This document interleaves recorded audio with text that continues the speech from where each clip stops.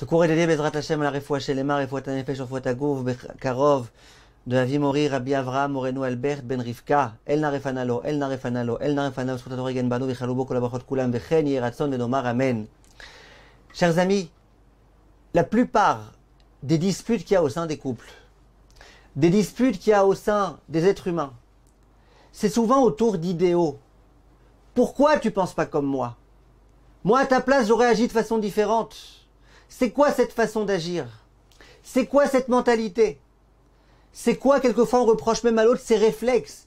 Pourquoi toi, ton réflexe, c'est de fonctionner comme ça et pas autrement?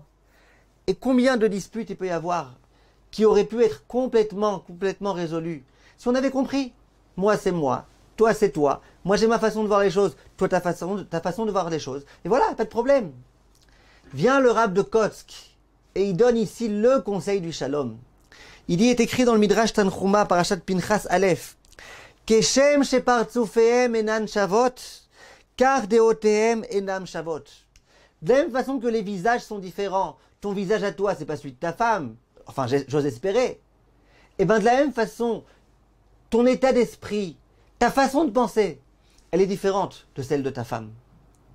Alors demande le Rav de Kotsk, quel rapport? On aurait pu trouver plein de différences, on aurait pu dire plein de choses. Pourquoi l'exemple qu'on donne, c'est les visages?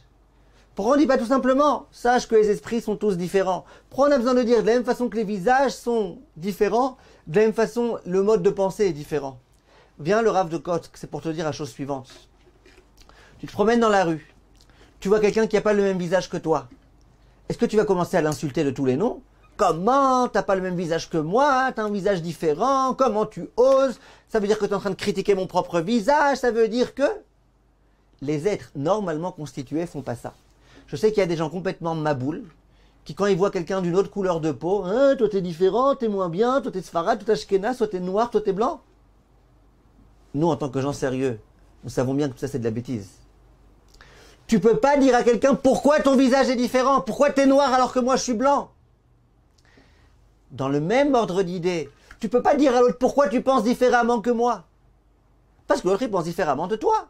Parce que l'autre c'est pas toi. Parce qu'Hachem il a créé chaque être humain de façon différente. Il a créé des corps différents, il a créé des visages différents, il a créé des modes de pensée différents. Quand est-ce que le Shlom Bayit il pourra commencer? Quand tu accepteras que l'autre, il n'est pas obligé d'être d'accord avec toi dans tout. Et qu'il n'y a aucun problème, bien que vous soyez mariés, que l'autre, il pense différemment de toi. Et qu'il n'y a aucun problème que même si tu as essayé 100 000 fois de convaincre l'autre et qu'il n'a pas été convaincu, qu'il n'est pas convaincu.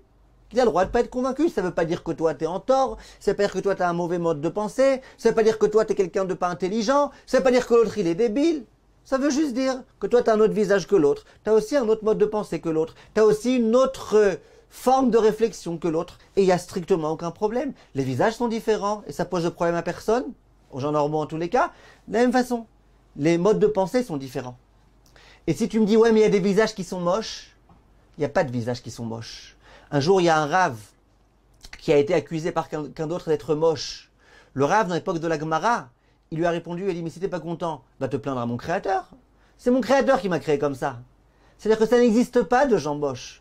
Si aux yeux d'Hachem t'es beau, alors ça suffit, c'est amplement suffisant. Si Hachem il t'a créé comme ça, c'est que t'es beau comme ça.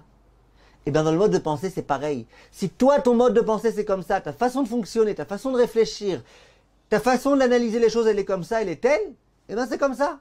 Après, ça peut se travailler, ça peut se réfléchir. À force d'étudier la Torah, tu peux commencer à avoir un mode de pensée qui est vraiment en adhésion avec celui de la Torah.